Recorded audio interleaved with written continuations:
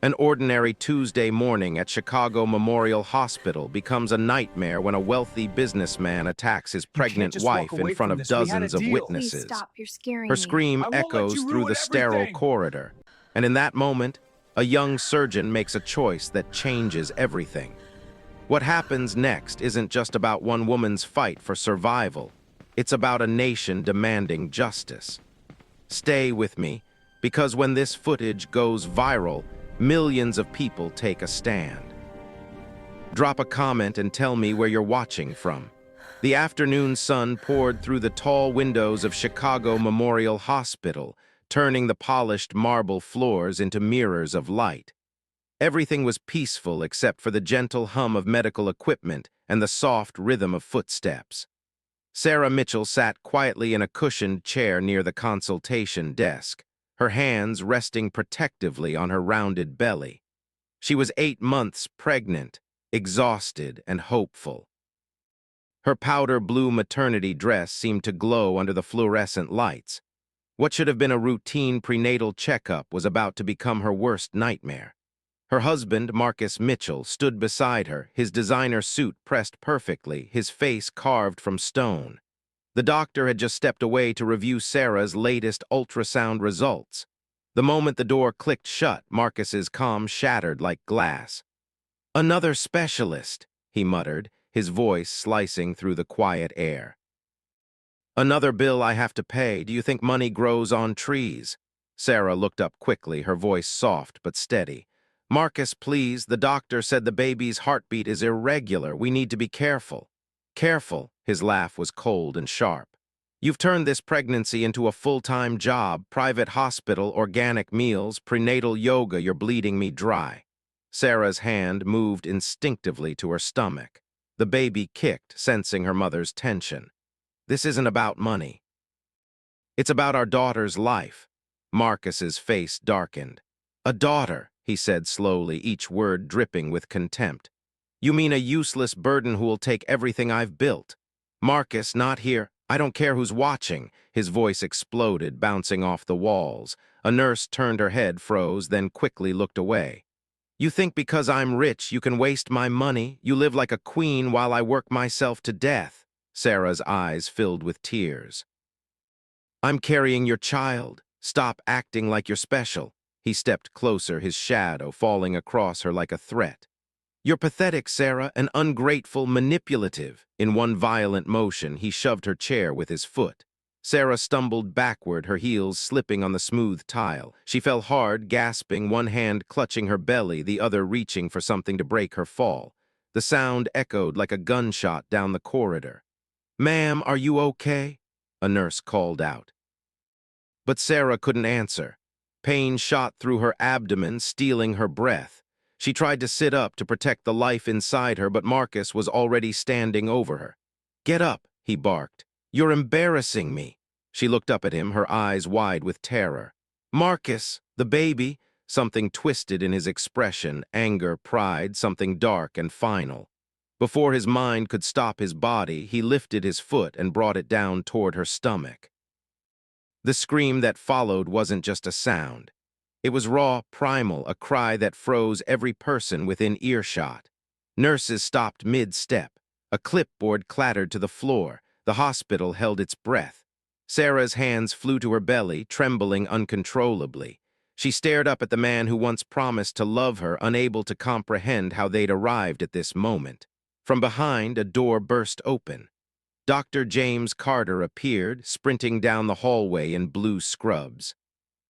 Was tall, broad-shouldered, built like someone who'd seen violence before.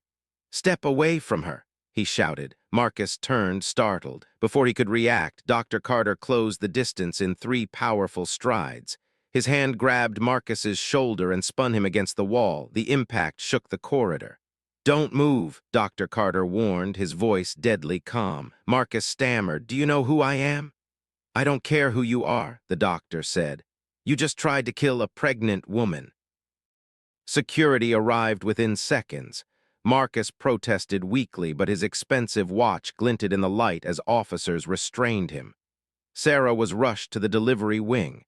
The baby's heartbeat came through faint but steady on the monitor. Dr. Carter stayed by her side, one hand on her shoulder. "She's still fighting," he said softly.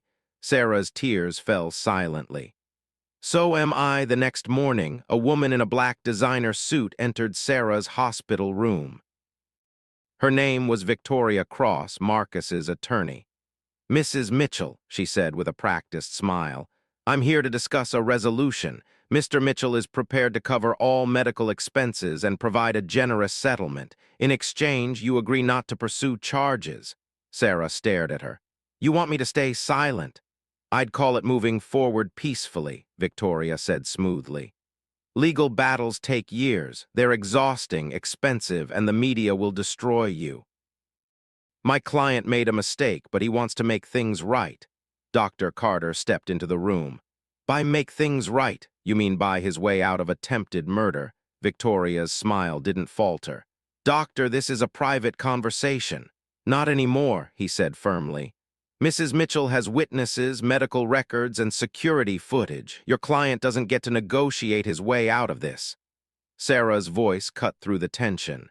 "Tell Marcus he can keep his money. I'll take justice instead." Victoria gathered her papers slowly. "You're making a mistake." "No," Sarah said. "Staying silent was the mistake. I'm done with that."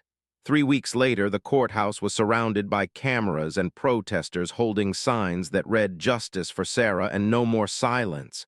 Inside, the video played on a massive screen. The hallway, the attack, Sarah's scream. When it ended, the silence was deafening. Dr. Carter testified with precision. It wasn't an accident. It was deliberate violence.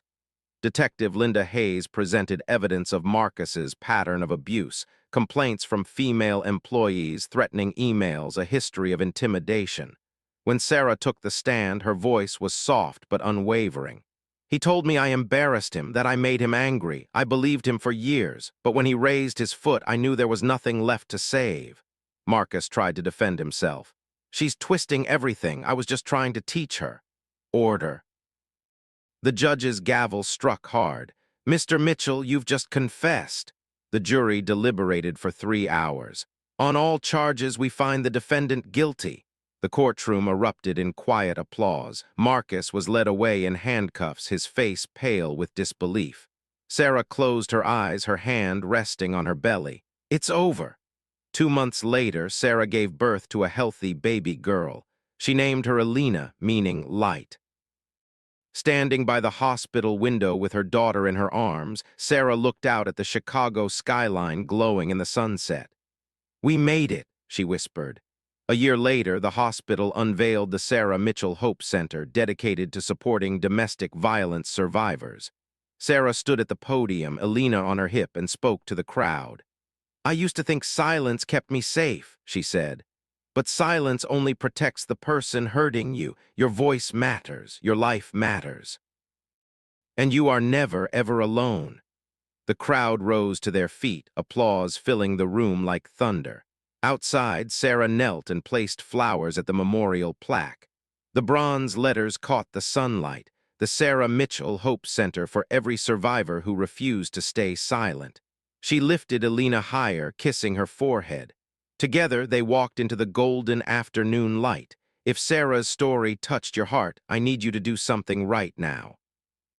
Hit that like button, not for me, but for every woman who's still living in fear.